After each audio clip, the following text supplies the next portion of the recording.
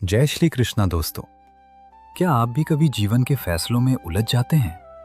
क्या आपको लगता है कि आप अपनी जिम्मेदारियों और भावनाओं के बीच कहीं फंस गए हैं?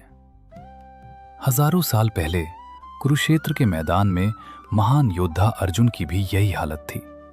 तब भगवान श्री कृष्ण ने उन्हें जो रास्ता दिखाया वो आज भी हमारे लिए उतना ही जरूरी है जितना तब था। आज के इस वीडियो में हम श्रीमद् भगवद गीता के सभी 18 अध्यायों का वो आसान सार जानेंगे जो न केवल आपके मन की उलझनें दूर करेगा बल्कि आपको जीवन जीने का एक नया और बेहतर नजरिया भी देगा। तो चलिए शुरू करते हैं ज्ञान के इस अद्भुत सफर को। पहला अध्याय, मन की उलझन और मोह। गीता का पहला अध्याय हमें कुरुक्षेत्र के उस मैदान में ले जाता है जहां युद्ध होने वाला है। कहानी शुरू होती है राजा धृतराष्ट्र से, जो ये जानने के लिए बहुत बेचैन है कि धर्म की भूमि कुरुक्षेत्र में उनके बेटों और पांडु के बेटों के बीच क्या हो रहा है। ध्यान देने वाली बात यह है कि धृतराष्ट्र ने यहीं पर भेदभाव कर दिया था। उन्होंने मेरे बेटे और पांडु के बेटे कहकर अपनी छोटी सोच दिखा दी और यही सारी परेशानियों की असली जड़ है। मैदान में दोनों तरफ बड़ी बड़ी सेनाएं खड़ी हैं, शंख बज रहे हैं, जिसका मतलब है कि अब युद्ध होकर रहेगा। दुर्योधन अपनी सेना की ताकत की तारीफ करता है, लेकिन उसकी बातों में घमंड के पीछे एक अनजाना डर भी छिपा है। इस कहानी का सबसे भावुक हिस्सा तब आता है जब अर्जुन भगवान श्री कृष्ण से कहते हैं कि वे रथ को दोनों सेनाओं के बीच में ले चलें। अर्जुन देखना चाहते थे कि उन्हें किन से लड़ना है, लेकिन जब रथ बीच में खड़ा होता है तो अर्जुन के सामने कोई अनजान दुश्मन नहीं बल्कि उनके अपने दादा, उनके गुरु और उनके भाई रिश्तेदार खड़े थे। उन्हें देखकर वीर अर्जुन का दिल दुख और मोह से भर गया। उनके हाथ से धनुष फिसलने लगा, शरीर कांपने लगा और वे पूरी तरह उलझन में डूब गए। अर्जुन की ये हालत असल में हम इंसानों की ही हालत है जब हम सच का सामना करने से घबराने लगते हैं। वे तर्क देते हैं कि इस लड़ाई से तो पूरा परिवार खत्म हो जाएगा और समाज बिगड़ जाएगा। वे यहां तक कह देते हैं कि अपनों को मारकर राज करने से अच्छा है कि वे भीख मांगकर गुजारा कर लें। अर्जुन की ये बातें सुनने में बहुत भली और अहिंसक लगती हैं, लेकिन सच तो ये था कि वे अपने फर्ज से भाग रहे थे। उनका मोह उन्हें सच से दूर ले जा रहा था। पहले अध्याय के आखिर में अर्जुन पूरी तरह टूट जाते हैं और अपने हथियार छोड़कर रथ पर बैठ जाते हैं। वे समझ नहीं पा रहे कि क्या सही है और क्या गलत। जब इंसान अपनी हार मान लेता है और अपनी कमियां स्वीकार कर लेता है, तभी उसे सही ज्ञान मिलना शुरू होता है। अर्जुन का यही दुख आगे चलकर उनके लिए ज्ञान का रास्ता खोलता है। दूसरा अध्याय, आत्मा का सच और कर्म का रास्ता। श्री कृष्ण जब देखते हैं कि अर्जुन दुखी होकर बैठ गए हैं तो उनके चेहरे पर एक हल्की मुस्कान आती है। ये वैसी ही मुस्कान है जैसे एक बड़े उस्ताद को पता हो कि अब उसका शिष्य सच सीखने के लिए तैयार है। कृष्ण जानते हैं कि अर्जुन की असली बीमारी अपनों से बहुत ज्यादा लगाव है और इसका इलाज केवल सही समझ से ही हो सकता है। भगवान सबसे पहले अर्जुन को समझाते हैं कि इस मुश्किल समय में हिम्मत हारना तुम्हें शोभा नहीं देता। जब अर्जुन हार मानकर कहते हैं कि मैं आपका शिष्य हूं, मुझे रास्ता दिखाइए, तब श्री कृष्ण उन्हें जीवन का सबसे बड़ा सच बताते हैं। वे समझाते हैं कि ये शरीर तो केवल एक कपड़े की तरह है जिसे आत्मा बदलती रहती है। जैसे हम पुराने कपड़े उतार कर नए पहन लेते हैं, वैसे ही आत्मा एक शरीर छोड़कर दूसरा शरीर ले लेती है। तुम जिसके लिए दुखी हो रहे हो वो आत्मा तो कभी मरती ही नहीं। उसे न तो कोई हथियार काट सकता है, न आग जला सकती है, न पानी भिगो सकता है और न ही हवा सुखा सकती है। ये समझाने के बाद श्री कृष्ण अर्जुन को उनके फर्ज की याद दिलाते हैं। वे कहते हैं कि तुम एक योद्धा हो और अन्याय के खिलाफ लड़ना ही तुम्हारा सबसे बड़ा धर्म है। अगर तुम इस लड़ाई से भागोगे तो लोग तुम्हें कायर कहेंगे, जो मौत से भी बुरा होगा। यहां हमें यह सीख मिलती है कि धर्म हमें अपनी जिम्मेदारियों से भागना नहीं बल्कि उन्हें पूरी ताकत और समझ के साथ निभाना सिखाता है। वे कहते हैं कि फायदा नुकसान, जीत हार और सुख दुख को एक जैसा समझकर अपना काम करो, तभी तुम शांति पाओगे। यहीं पर एक बहुत बड़ी बात कही गई है, बिना फल की चिंता किए काम करना। श्री कृष्ण कहते हैं कि तुम्हारा हक सिर्फ काम करने पर है, उसके नतीजे पर नहीं। जब हम फल की चिंता छोड़कर सिर्फ अपने काम पर ध्यान देते हैं तो हमारा तनाव खत्म हो जाता है और हम बेहतर काम कर पाते हैं। जो इंसान अपने मन को वश में कर लेता है और जिसकी बुद्धि शांत रहती है, वही असली सुख पाता है। जैसे समुद्र में कितनी ही नदियां आकर मिलें, पर समुद्र हमेशा शांत रहता है, वैसे ही जिस इंसान के मन में इच्छाएं उसे परेशान नहीं कर पाती, वही सच्ची शांति पाता है। यह अध्याय हमें सिखाता है कि एक तरफ जहां हमें यह पता होना चाहिए कि आत्मा अमर है, वहीं दूसरी तरफ हमें संसार में रहकर अपना हर काम बिना किसी स्वार्थ के करना चाहिए। तीसरा अध्याय, काम करने की कला। पिछले हिस्से में भगवान ने ज्ञान की बहुत गहरी बातें की थीं, जिन्हें सुनकर अर्जुन के मन में एक नया सवाल उठ खड़ा हुआ। अर्जुन को लगा कि अगर ज्ञान ही सब कुछ है तो फिर इस खून खराबे वाले युद्ध में पड़ने की क्या जरूरत है। हम में से बहुत से लोग यही गलती करते हैं। हमें लगता है कि भगवान की भक्ति का मतलब है सब कुछ छोड़कर कहीं कोने में बैठ जाना, लेकिन श्री कृष्ण यहां एक बहुत बड़ी बात बताते हैं। भगवान समझाते हैं कि इस दुनिया में कोई भी इंसान एक पल के लिए भी बिना काम किए नहीं रह सकता। यहां तक कि शरीर को चलाने के लिए भी कुछ न कुछ करना ही पड़ता है। जो इंसान बाहर से तो काम छोड़ देता है, लेकिन मन ही मन उन्हीं चीजों के बारे में सोचता रहता है, वो केवल दिखावा कर रहा है। असली योग काम से भागना नहीं है, बल्कि काम को करते हुए उसमें ना फंसना है। वे कहते हैं कि दुनिया के नियम अपना काम कर रहे हैं, पर इंसान को लगता है कि मैं कर रहा हूं। जब हम इस घमंड को छोड़कर अपना काम करते हैं तो वो काम हमें बांधता नहीं बल्कि आजाद करता है। यहां भगवान सेवा की भावना के बारे में बताते हैं। वे समझाते हैं कि ये पूरी दुनिया एक दूसरे की मदद से चल रही है। जैसे बारिश अनाज के लिए काम करती है और अनाज जीवन के लिए, वैसे ही इंसान को भी अपने काम समाज की भलाई के लिए करने चाहिए। जो सिर्फ अपने स्वार्थ के लिए जीता है, वो एक तरह से पाप का ही हिस्सा बन रहा है। श्री कृष्ण अपना उदाहरण देते हुए कहते हैं कि मुझे इस दुनिया में कुछ भी पाने की जरूरत नहीं है, फिर भी मैं लगातार काम करता हूं ताकि दुनिया का ये चक्र चलता रहे। क्योंकि बड़े लोग जो करते हैं, बाकी सब भी वैसा ही करते हैं।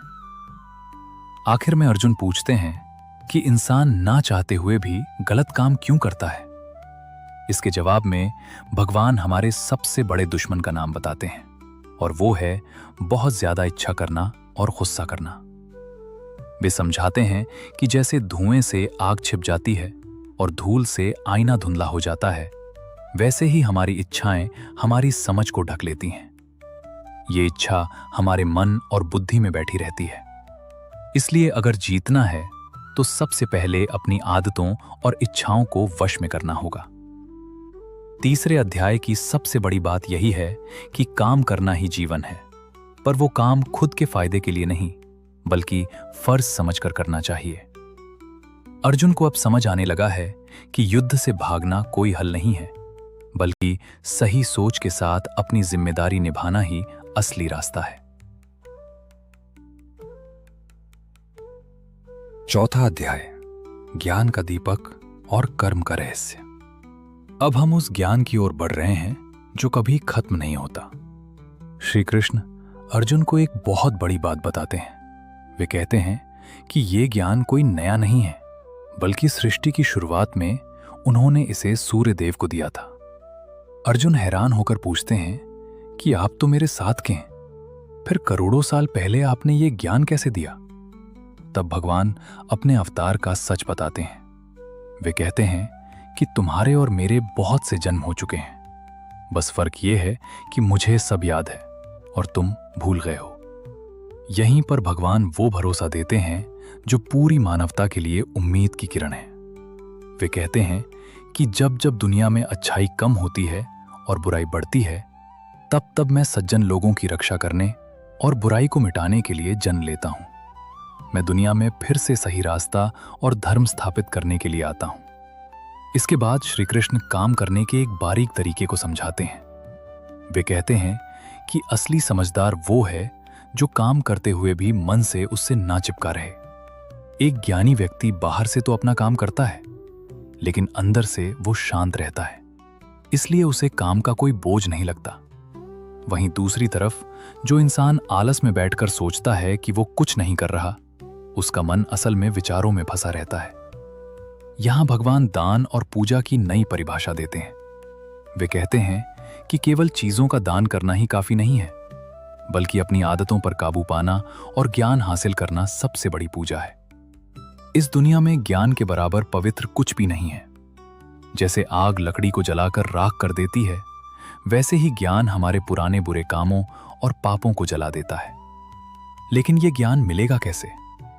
श्री कृष्ण कहते हैं कि इसके लिए तुम्हें एक सच्चे गुरु की शरण में जाना होगा। उनके सामने झुककर, उनकी सेवा करके और बिना किसी चालाकी के सवाल पूछकर ही तुम इसे सीख सकते हो। आखिर में भगवान भरोसे की ताकत समझाते हैं। वे कहते हैं कि जिस इंसान के मन में हमेशा शक बना रहता है, वो कभी सुखी नहीं रह सकता।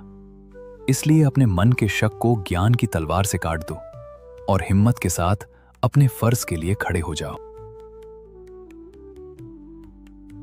5वां अध्याय, काम और शांति का तालमेल। यहां अर्जुन फिर से एक उलझन में पड़ जाते हैं। वे पूछते हैं कि हे कृष्ण, एक तरफ तो आप काम छोड़ने की बात करते हैं और दूसरी तरफ काम करने को कहते हैं, तो इन दोनों में से बेहतर क्या है? हम भी अक्सर यही सोचते हैं कि क्या शांति के लिए दुनिया छोड़ देनी चाहिए या घर परिवार में रहकर काम करना चाहिए? भगवान बहुत सादगी से जवाब देते हैं।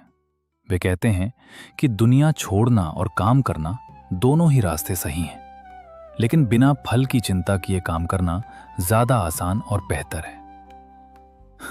असली सन्यासी वो नहीं है जिसने घर छोड़ दिया या खास रंग के कपड़े पहन लिए हैं, बल्कि असली सन्यासी वो है जो ना तो किसी से नफरत करता है और ना ही किसी चीज का लालच करता है। जो इंसान सुख दुख के ऊपर उठ गया, वो घर में रहकर भी सन्यासी ही है। कम समझ वाले लोग ही ज्ञान और काम को अलग अलग मानते हैं, जबकि दोनों का फल एक ही है। भगवान यहां कमल के पत्ते का बहुत सुंदर उदाहरण देते हैं। वे कहते हैं कि जैसे कमल का पत्ता पानी में रहकर भी गीला नहीं होता, वैसे ही जो इंसान अपना हर काम भगवान को सौंप देता है और किसी लालच में नहीं पड़ता, उसे दुनिया की बुराइयां छू भी नहीं पाती। ऐसा इंसान जानता है कि देखना, सुनना और छूना तो केवल शरीर की क्रियाएं हैं। मेरा असली स्वरूप यानी आत्मा कुछ नहीं करती। जब इंसान मैं कर रहा हूं वाला घमंड छोड़ देता है, तो उसे गहरी शांति मिलती है। एक ज्ञानी की पहचान ये है कि वो सबको एक बराबर देखता है। उसके लिए एक विद्वान, एक गाय, एक हाथी और एक कुत्ता, सब में एक ही परमात्मा है।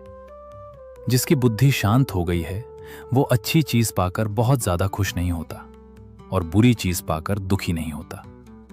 वो जानता है कि बाहरी चीजों से मिलने वाला सुख थोड़े समय का है और बाद में दुख ही देता है। जो अपनी इच्छाओं और गुस्से पर काबू पा लेता है, वही असली सुखी है। भगवान ही हमारे सबसे बड़े और निस्वार्थ दोस्त हैं। ये जानते ही इंसान को परम शांति मिल जाती है।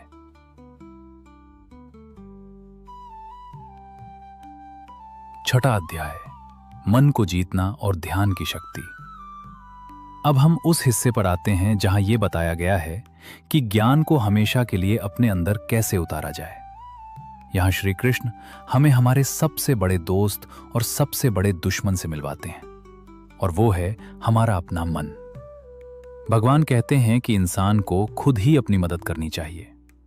ये मन ही है जो अगर हमारे वश में है तो हमारा सबसे अच्छा दोस्त है, और अगर वश में नहीं है तो सबसे बड़ा दुश्मन बनकर हमें बर्बाद कर देता है। यहां ध्यान लगाने का बहुत ही आसान तरीका बताया गया है। ध्यान का मतलब सिर्फ आंखें बंद करना नहीं, बल्कि जीवन जीने का एक तरीका है। श्री कृष्ण कहते हैं कि जिसका खान पान सही है, जिसके सोने और जागने का समय तय है और जो हर काम मर्यादा में करता है, वही ध्यान लगा सकता है। योग उनके लिए नहीं है जो बहुत ज्यादा खाते हैं या बिल्कुल नहीं खाते, और ना ही उनके लिए है जो बहुत ज्यादा सोते हैं या रात भर जागते रहते हैं। बीच का रास्ता ही सबसे सही है। जैसे जहां हवा ना चल रही हो वहां दीपक की लौ बिल्कुल सीधी रहती है, वैसे ही ध्यान लगाने वाले का मन एकदम स्थिर हो जाता है। यहां अर्जुन एक बहुत ही व्यावहारिक बात पूछते हैं जो हम सबके मन में आती है। वे कहते हैं कि हे कृष्ण, ये मन तो बड़ा चंचल है, जिद्दी है और बहुत ताकतवर है। इसे रोकना तो हवा को मुट्ठी में कैद करने जैसा मुश्किल लगता है। तब श्री कृष्ण मुस्कुराकर एक जादुई फार्मूला देते हैं। वे कहते हैं कि इसमें कोई शक नहीं कि मन चंचल है, लेकिन लगातार कोशिश करने यानी अभ्यास करने और फालतू की चीजों से मोह हटाने से इसे वश में किया जा सकता है। अंत में एक बहुत ही प्यारा सवाल आता है कि अगर कोई इंसान सही रास्ते पर चले लेकिन पूरा लक्ष्य पाने से पहले ही मर जाए तो क्या उसकी मेहनत बेकार जाएगी? भगवान बड़े प्यार से कहते हैं कि अच्छे रास्ते पर चलने वाले का कभी बुरा नहीं होता। ऐसा इंसान अगले जन्म में किसी अच्छे और समझदार परिवार में जन्म लेता है और अपनी यात्रा वहीं से शुरू करता है जहां पिछले जन्म में छोड़ी थी। इसलिए श्री कृष्ण कहते हैं कि अर्जुन, तुम योगी बनो। इसका मतलब है कि तुम हर हाल में शांत और परमात्मा से जुड़े रहने वाले इंसान बनो। 7वां अध्याय, ईश्वर की शक्ति और उसे जानने का तरीका। अब हम उस गहराई में उतर रहे हैं जहां भगवान श्री कृष्ण अपनी असली ताकत और स्वरूप के बारे में बताते हैं। इस अध्याय में हम ये जानेंगे कि ईश्वर को कैसे समझा जाए और उन्हें अपने जीवन में कैसे महसूस किया जाए। भगवान बताते हैं कि हजारों लोगों में से कोई एक ही मुझे पाने की कोशिश करता है और उन कोशिश करने वालों में से भी कोई एक ही मुझे सच में जान पाता है। श्री कृष्ण समझाते हैं कि ये पूरी दुनिया उनकी 2 तरह की शक्तियों से बनी है। पहली शक्ति वो है जिसे हम देख और छू सकते हैं, जैसे मिट्टी, पानी, आग, हवा, आसमान, मन, बुद्धि और अहंकार। विज्ञान और बाहरी दुनिया बस यहीं तक है। लेकिन इसके ऊपर एक दूसरी और बड़ी शक्ति है, वो है चेतना या जान, जिसने इस पूरे ब्रह्मांड को थाम रखा है। जैसे एक धागा मोतियों की माला को जोड़कर रखता है, वैसे ही परमात्मा इस दुनिया के हर कण में बसे हुए हैं। वे कहते हैं कि मैं पानी का स्वाद हूं, सूरज और चांद की रोशनी हूं और इंसानों के भीतर की हिम्मत हूं।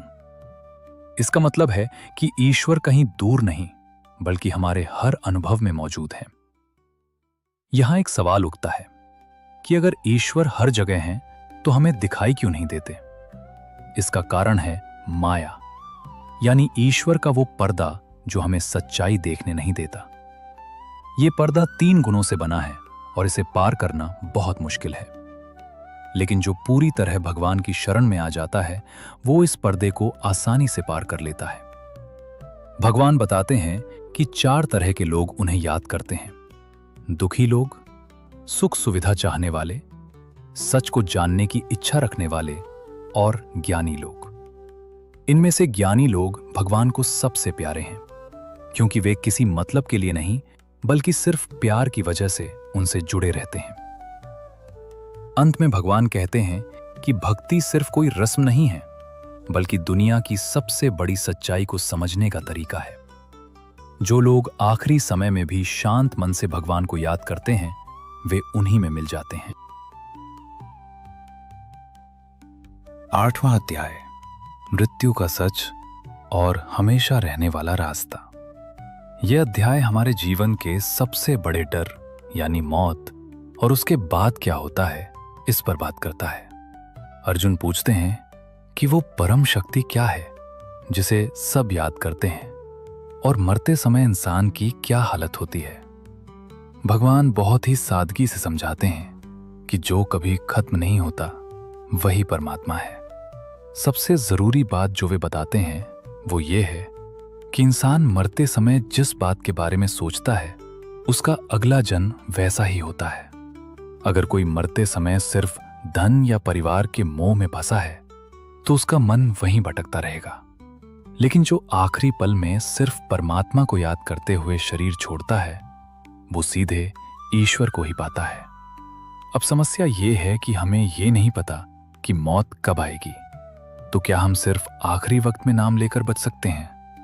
भगवान कहते हैं कि आखिरी समय में वही याद आता है जिसका हमने पूरी जिंदगी अभ्यास किया हो। इसलिए वे एक बहुत बड़ा मंत्र देते हैं, हर समय मुझे याद करो और अपना काम भी करो। ये हमें सिखाता है कि भक्ति और अपना फर्ज अलग अलग नहीं है।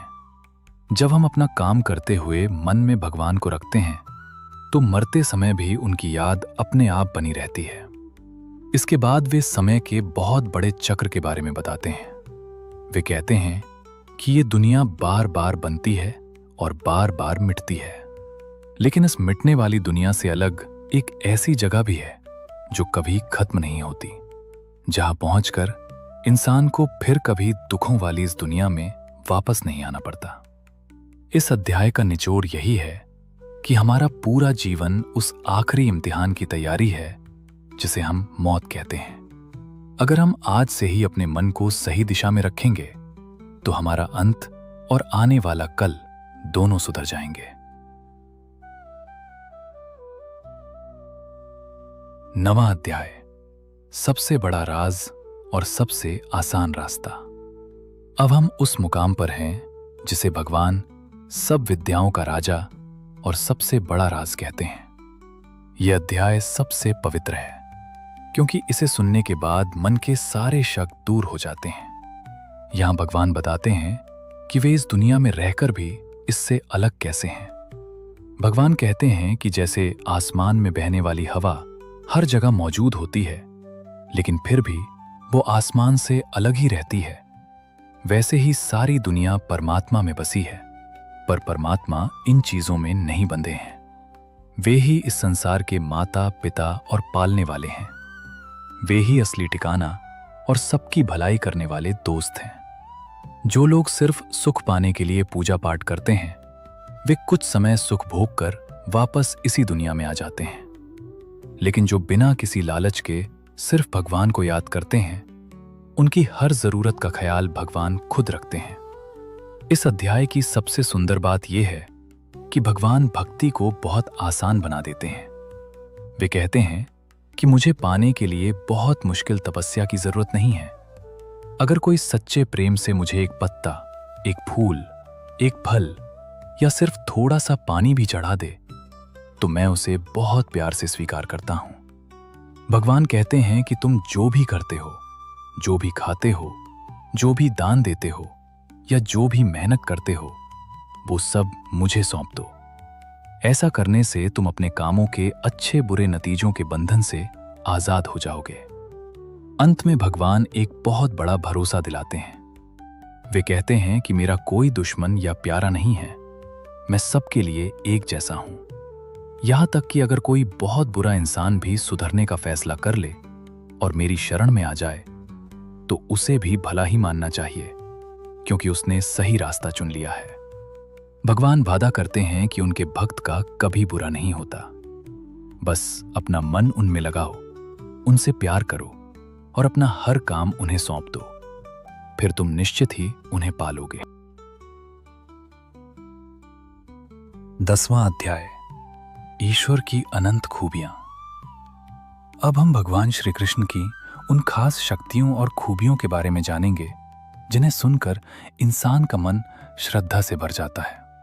पिछले हिस्से में हमने भक्ति के बारे में जाना, जिससे अर्जुन के मन में ये इच्छा जागी कि वे इस संसार की किन किन चीजों में भगवान को देख सकते हैं।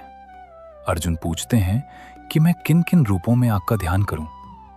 भगवान बहुत खुश होकर बताते हैं कि उनकी शक्तियां अनंत हैं, उनका न कोई शुरू है और न ही कोई अंत। फिर भी वे अपनी कुछ मुख्य खूबियों के बारे में बताते हैं। भगवान श्री कृष्ण साफ कहते हैं कि वे ही हर जीव के दिल में रहने वाली आत्मा हैं। वे ही सबकी शुरुआत, मध्य और अंत हैं। वे अर्जुन को एक लंबी सूची देते हैं ताकि अर्जुन हर अच्छी और बड़ी चीज में ईश्वर की झलक देख सके। वे कहते हैं कि रोशनी देने वालों में मैं सूरज हूं, वेदों में मैं सामवेद हूं और देवताओं में मैं इंद्र हूं। वे समझाते हैं कि जहां भी कोई खास बात, ताकत या खूबसूरती दिखाई दे, उसे उन्हीं का हिस्सा समझना चाहिए। वे पहाड़ों में सुमेरु हैं और हथियारों को चलाने वालों में वे स्वयं श्री राम हैं। श्री कृष्ण आगे कहते हैं कि वे पेड़ों में पवित्र पीपल हैं और सबसे महान ऋषियों में कपिल मुनि हैं। वे ये भी बताते हैं कि वे सिर्फ अच्छी चीजों में ही नहीं बल्कि जीवन के हर जरूरी हिस्से में मौजूद हैं। वे कहते हैं कि मैं सजा देने वालों की सजा हूं, जीतने की इच्छा रखने वालों की नीति हूं और राज की बातों में मैं मौन यानी चुप्पी हूं। यहां हमें यह बड़ी सीख मिलती है कि ईश्वर सिर्फ मंदिरों या मूर्तियों तक ही सीमित नहीं है। जब हम एक ऊंचा पहाड़ देखते हैं, एक विशाल समुद्र देखते हैं या किसी इंसान में बहुत अच्छी बुद्धि देखते हैं, तो असल में हम ईश्वर की महानता का ही दर्शन कर रहे होते हैं। अध्याय के आखिर में भगवान एक बहुत गहरी बात कहते हैं। वे कहते हैं कि अर्जुन, तुम्हें इन सब बातों को अलग अलग जानने की क्या जरूरत है। सच तो यह है कि जो कुछ भी शानदार, सुंदर और ताकतवर है, वो सब मेरी शक्ति के एक बहुत छोटे से हिस्से से पैदा हुआ है। मैंने इस पूरी दुनिया को अपने एक छोटे से हिस्से से ही थाम रखा है। इसका मतलब है कि हम जितना भी बड़ा ब्रह्मांड देखते हैं, वो ईश्वर की अनंत ताकत की एक छोटी सी झलक मात्र है। 11वां अध्याय, ईश्वर का विराट रूप। अब हम गीता के उस सबसे रोमांचक हिस्से पर पहुंच गए हैं जहां अर्जुन को भगवान के असली रूप के दर्शन होते हैं। पिछले अध्याय में भगवान ने अपनी खूबियों के बारे में बताया था, जिसे सुनकर अर्जुन का मोह तो खत्म हो गया, लेकिन उनके मन में एक गहरी इच्छा जागी। अर्जुन ने प्रार्थना की कि आपने अपनी जिन शक्तियों के बारे में बताया है, मैं उन्हें अपनी आंखों से देखना चाहता हूं। अगर आपको लगता है कि मैं उसे देख सकता हूं, तो कृपा करके मुझे अपना वो रूप दिखाइए जो कभी खत्म नहीं होता। भगवान श्री कृष्ण बहुत प्यार से अर्जुन की ये विनती मान लेते हैं, लेकिन वे ये भी बताते हैं कि इन साधारण आंखों से उस रूप को देखना मुमकिन नहीं है। इसलिए वे अर्जुन को दिव्य दृष्टि देते हैं। जैसे ही अर्जुन को वो अनोखी नजर मिलती है, उनके सामने एक ऐसा विराट रूप आता है जिसमें हजारों चेहरे, हजारों आंखें और अनगिनत हाथ थे। वो रूप आसमान की तरह अनंत था और उसकी चमक ऐसी थी मानो हजारों सूरज एक साथ निकल आए हों। पूरा ब्रह्मांड भगवान के उस एक शरीर के एक छोटे से कोने में समाया हुआ दिखाई दे रहा था। लेकिन यह नजारा सिर्फ सुंदर ही नहीं था, बल्कि यह डरावना भी था। अर्जुन देखते हैं कि भगवान का वो रूप समय का भी रूप है, जो सब कुछ मिटा देता है। वे देखते हैं कि युद्ध के मैदान के बड़े बड़े योद्धा भगवान के उस भयानक मुख की ओर खिंचे चले जा रहे हैं। अर्जुन कांपने लगते हैं और हाथ जोड़कर पूछते हैं कि आप कौन हैं? तब भगवान श्री कृष्ण वो जवाब देते हैं जो आज भी मशहूर है, मैं सबको मिटाने वाला समय हूं और इस समय इन सब सेनाओं को खत्म करने के लिए प्रकट हुआ हूं। भगवान अर्जुन को जीवन का सबसे बड़ा राज समझाते हैं कि तुम्हारे युद्ध लड़ने या न लड़ने से ये योद्धा बचेंगे नहीं, क्योंकि समय के रूप में मैं इन्हें पहले ही खत्म कर चुका हूं। तुम तो बस एक जरिया बनो। यहां हमें यह सीख मिलती है कि हम जो भी बड़ा काम करते हैं, उसका घमंड हमें नहीं करना चाहिए। हम तो बस उस परमात्मा के हाथ में एक औजार की तरह हैं। इस भयानक रूप को देखकर अर्जुन घबरा जाते हैं और भगवान से माफी मांगते हैं कि मैंने आपको अपना दोस्त समझकर अनजाने में जो भी मजाक किया या आपका अनादर किया, उसे माफ कर दें। अर्जुन प्रार्थना करते हैं कि वे फिर से अपने पुराने शांत रूप में आ जाएं। भगवान फिर से अपने साधारण मानव रूप में आ जाते हैं और कहते हैं कि अर्जुन, मेरा ये रूप सिर्फ सच्ची भक्ति से ही देखा जा सकता है। 12वें अध्याय, भक्ति का सबसे प्यारा रास्ता। अब हम गीता के सबसे मधुर और दिल को छू लेने वाले अध्याय की ओर बढ़ रहे हैं। भगवान का वो विराट रूप देखकर अर्जुन के मन में एक बहुत ही जरूरी सवाल उठा, जो आज भी हर इंसान के मन में होता है कि ईश्वर की पूजा कैसे की जाए, क्या उन्हें एक रूप या मूर्ति में पूजना बेहतर है, या उन्हें एक बिना रूप वाली शक्ति के तौर पर मानना अच्छा है? भगवान श्री कृष्ण बहुत ही आसानी से इस उलझन को सुलझाते हैं। वे कहते हैं कि जो अपने मन को मुझ में लगाकर पूरी श्रद्धा के साथ मेरे रूप की पूजा करते हैं, वे मेरे हिसाब से सबसे अच्छे योगी हैं। हालांकि जो अपनी इंद्रियों को वश में करके उस निराकार शक्ति की पूजा करते हैं जो हर जगह मौजूद है, वे भी आखिर में मुझको ही पाते हैं। लेकिन यहां भगवान एक बहुत ही इंसानी सच बताते हैं। वे कहते हैं कि हम इंसानों के लिए बिना रूप वाली शक्ति की साधना करना बहुत मुश्किल और तकलीफदेह है, क्योंकि हमारा मन किसी न किसी आधार को ढूंढता है। इसलिए प्यार और समर्पण का रास्ता, जहां हम ईश्वर को एक रूप में देखते हैं, हमारे लिए ज्यादा आसान और सुख देने वाला है। इसके बाद श्री कृष्ण भक्ति की एक सीढ़ी समझाते हैं। वे कहते हैं कि अगर तुम अपना मन और बुद्धि पूरी तरह मुझ में नहीं लगा सकते तो अभ्यास करो। अगर अभ्यास भी मुश्किल लगे तो बस मेरे लिए काम करो। और अगर यह भी मुमकिन ना हो तो कम से कम अपने कामों के नतीजों या फल का लालच छोड़ दो। भगवान बताते हैं कि अभ्यास से बेहतर ज्ञान है, ज्ञान से बेहतर ध्यान है, और ध्यान से भी बेहतर अपने कर्मों के फल का त्याग करना है, क्योंकि त्याग करते ही तुरंत गहरी शांति मिलती है। आखिर में भगवान उन गुणों के बारे में बताते हैं जो एक इंसान को उनका सबसे प्यारा भक्त बना देते हैं। वे कहते हैं कि जो किसी भी जीव से नफरत नहीं करता, जो सबका दोस्त है, जिसके दिल में दया है, जिसमें घमंड नहीं है, जो सुख और दुख में एक जैसा रहता है और जो सबको माफ कर देता है, वही भक्त मुझे सबसे प्यारा है। जो न किसी को परेशान करता है और न खुद किसी से परेशान होता है, जो जलन, डर और घबराहट से दूर है, वही मेरा असली प्यारा है। 13वां अध्याय, शरीर और आत्मा की पहचान। अब हम अपने आप को गहराई से समझने की कोशिश करेंगे। यह अध्याय हमें वो नजरिया देता है जिससे हम देखने वाली चीज और देखने वाले के बीच का फर्क समझ सकें। अक्सर हम अपने शरीर को ही सब कुछ मान लेते हैं, लेकिन भगवान श्री कृष्ण यहां बहुत ही बारीकी से समझाते हैं कि यह शरीर क्या है और इसके अंदर रहने वाली शक्ति क्या है। वे कहते हैं कि यह शरीर एक खेत की तरह है और जो इस खेत को जानने वाला है वो आत्मा है। आसान शब्दों में कहें तो हमारा शरीर, हमारी बुद्धि, मन, घमंड और हमारी पांचों इंद्रियां, ये सब उस खेत का हिस्सा हैं जहां हम अपने कामों के बीज बोते हैं। लेकिन जो इन सारी हलचलों को देख रहा है, जो हमारे सुख दुख को महसूस कर रहा है, वो आत्मा ही असल में सच है।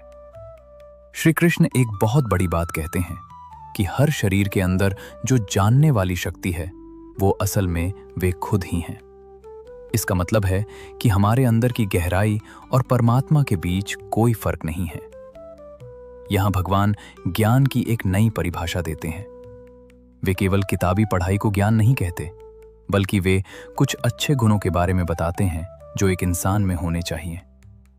वे कहते हैं कि नाम और बड़ाई की इच्छा न करना, दिखावा न करना, किसी को दुख न पहुंचाना, सबको माफ कर देना, गुरु की सेवा करना और अपने मन पर काबू पाना, यही असली ज्ञान है।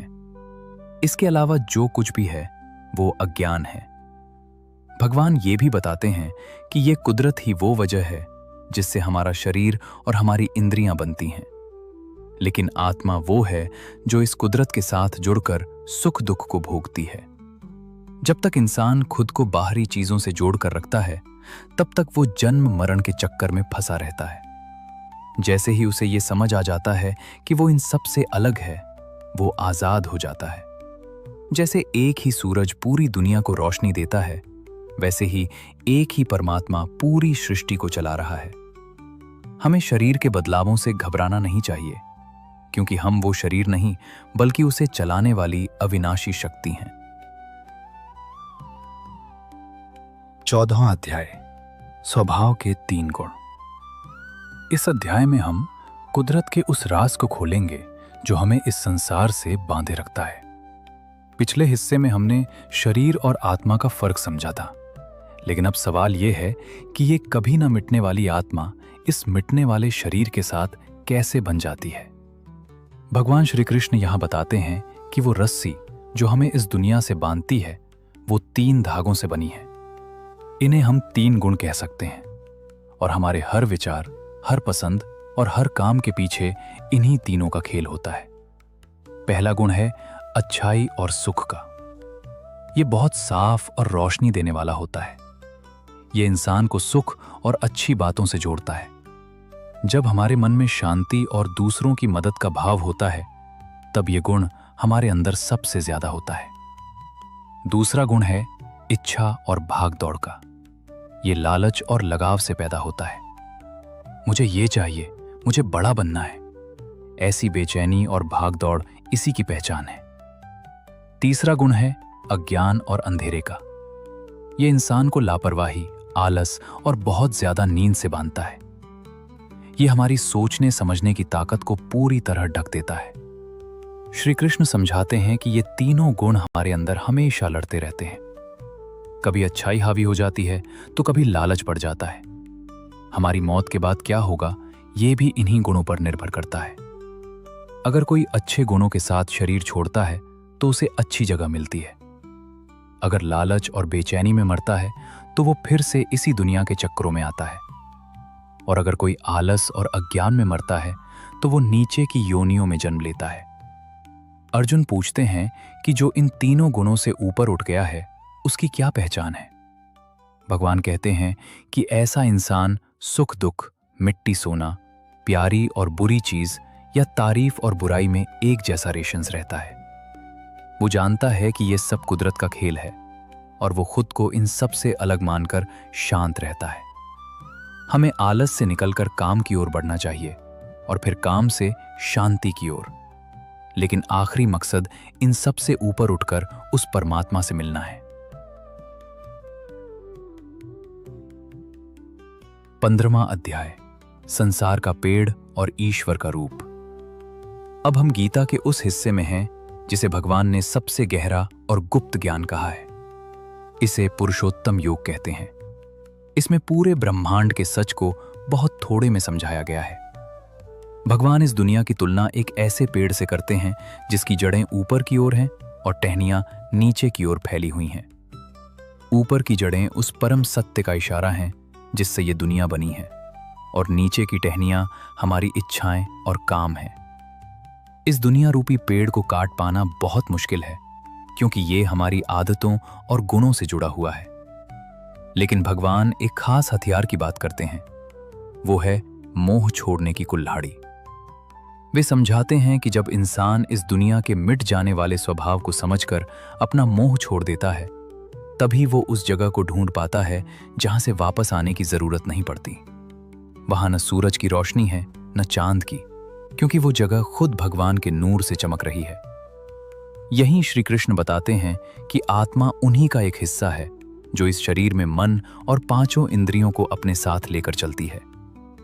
भगवान अपनी ताकत के बारे में बताते हुए कहते हैं कि वे ही सूरज की चमक हैं, चंद्रमा की शीतलता हैं और वे ही हमारे पेट की वो आग हैं जो खाने को पचाती है। वे हर जीव के दिल में बैठे हैं और उन्हीं की वजह से हमें चीजें याद रहती हैं या हम उन्हें भूल जाते हैं। आखिर में भगवान 3 तरह की शक्तियों के बारे में बताते हैं। पहली वो जो मिट जाती है, यानी ये पूरी दुनिया। दूसरी वो जो कभी नहीं मिटती, यानी आत्मा। लेकिन इन दोनों से ऊपर और सबसे महान जो है वो परमात्मा है। क्योंकि वे सबसे ऊपर हैं इसलिए उन्हें पुरुषोत्तम यानी सबसे महान पुरुष कहा जाता है। इस अध्याय का सार यही है कि जब हम खुद को सिर्फ शरीर न मानकर उस परमात्मा का हिस्सा मान लेते हैं तो हमारे सारे शक खत्म हो जाते हैं। जो इंसान भगवान को इस तरह समझ लेता है वही असल में सब कुछ जानने वाला है।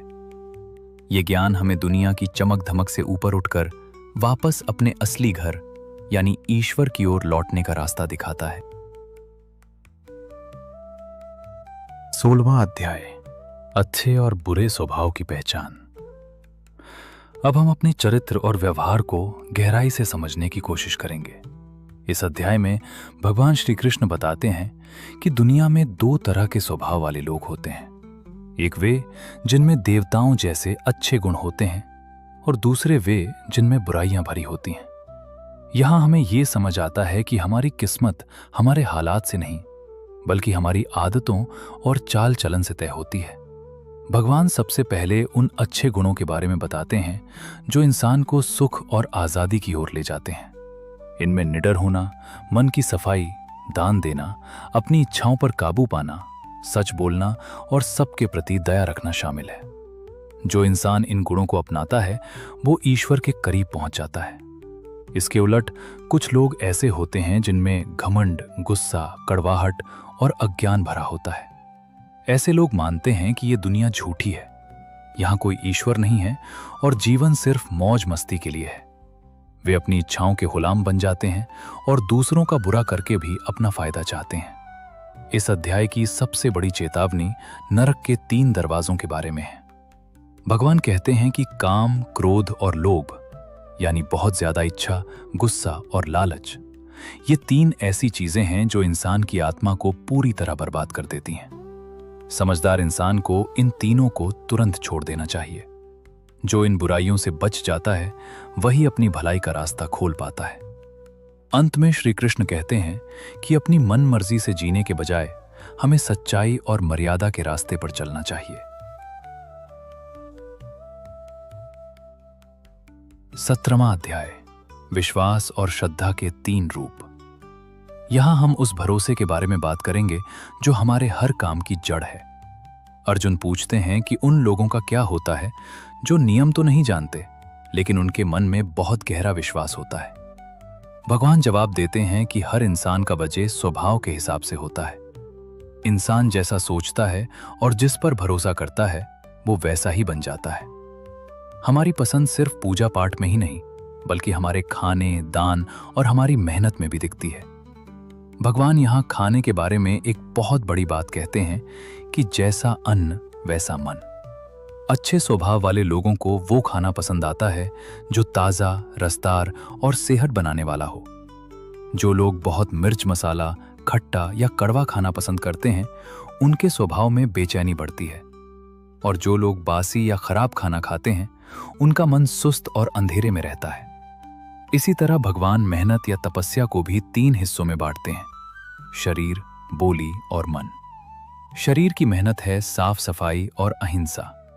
बोली की तपस्या सबसे जरूरी है, ऐसा बोलना जो सच हो, मीठा हो और जिससे किसी का दिल न दुखे।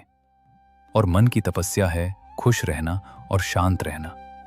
दान के बारे में भी यही कहा गया है कि सही समय पर और सही इंसान को बिना किसी एहसान के दिया गया दान ही सबसे अच्छा है। अगर दान देकर बदले में कुछ चाहो तो वो दान छोटा हो जाता है। अंत में भगवान ईश्वर के नाम की ताकत बताते हैं जो हमारे हर काम की कमी को पूरा कर उसे सफल बना देती है। 18वां अध्याय, आजादी और सब कुछ सौंप देने का रास्ता। अब हम गीता के सबसे ऊंचे शिखर पर पहुंच गए हैं जहां ज्ञान, काम और भक्ति सब एक साथ मिल जाते हैं। ये आखिरी अध्याय पूरी गीता का निचोड़ है। अर्जुन पूछते हैं कि क्या मोक्ष पाने के लिए सब कुछ छोड़ देना जरूरी है? भगवान साफ कहते हैं कि काम को छोड़ना संन्यास नहीं है, बल्कि काम के पीछे छिपे घमंड और उसके नतीजे के लालच को छोड़ना ही असली त्याग है। दान, सेवा और मेहनत जैसे काम कभी नहीं छोड़ने चाहिए क्योंकि ये हमें बेहतर बनाते हैं। भगवान एक बार फिर समझाते हैं कि हमारा सुख भी हमारे स्वभाव पर निर्भर करता है। वो सुख सबसे अच्छा है जो शुरू में मेहनत भरा और कड़वा लगे लेकिन अंत में अमृत जैसा मीठा हो जाए। जो सुख शुरू में तो बहुत अच्छा लगे पर बाद में दुख दे वो हमें भटकाता है। श्री कृष्ण कहते हैं कि हर इंसान को अपना फर्ज निभाना चाहिए, चाहे वो काम छोटा ही क्यों न लगे। जब हम अपने काम को ईश्वर की पूजा मानकर करते हैं तो हमें कोई भी पाप नहीं लगता। अब भगवान गीता का सबसे बड़ा महामंत्र देते हैं। वे कहते हैं कि सारे नियमों और उलझनों को छोड़कर तुम बस मेरी शरण में आ जाओ। मैं तुम्हें हर डर और हर पाप से आजाद कर दूंगा। तुम बिल्कुल दुखी मत हो। ये पूरी तरह खुद को ईश्वर को सौंप देने की बात है। इसका मतलब ये नहीं है कि काम छोड़ दो, बल्कि ये है कि काम के बोझ और उसके डर को भगवान पर छोड़ दो। जब हम ईश्वर के हाथ का औजार बन जाते हैं तो जीवन का सारा तनाव खत्म हो जाता है। आखिर में अर्जुन पूरे आत्मविश्वास से कहते हैं कि मेरी सारी उलझन खत्म हो गई है और मुझे समझ आ गया है कि मुझे क्या करना है। गीता का अंत इस भरोसे के साथ होता है कि जहां भगवान की समझ और इंसान की मेहनत एक साथ मिल जाती है, वहां जीत, सुख और शांति का होना निश्चित है। तो दोस्तों, ये था गीता का वो अनमोल ज्ञान जो हमें हर मुश्किल में डटे रहना सिखाता है। गीता सिर्फ एक किताब नहीं है, बल्कि ये जीवन की हर समस्या का समाधान है। ये हमें सिखाती है कि हम फल की चिंता किए बिना अपना काम कैसे करें और हर हाल में खुद को शांत कैसे रखें। याद रखिए, असली जीत बाहर की दुनिया को जीतने में नहीं, बल्कि खुद के मन को जीतने में है। उम्मीद है कि इस सार ने आपके मन की कुछ उलझनें कम की होंगी और आपको आगे बढ़ने की हिम्मत दी होगी। अगर आपको ये वीडियो पसंद आया हो तो इसे अपने दोस्तों और परिवार के साथ जरूर शेयर करें, ताकि उन्हें भी जीवन की एक नई दिशा मिल सके। अपना ख्याल रखें और मुस्कुराते हुए अपना फर्ज निभाएं। धन्यवाद।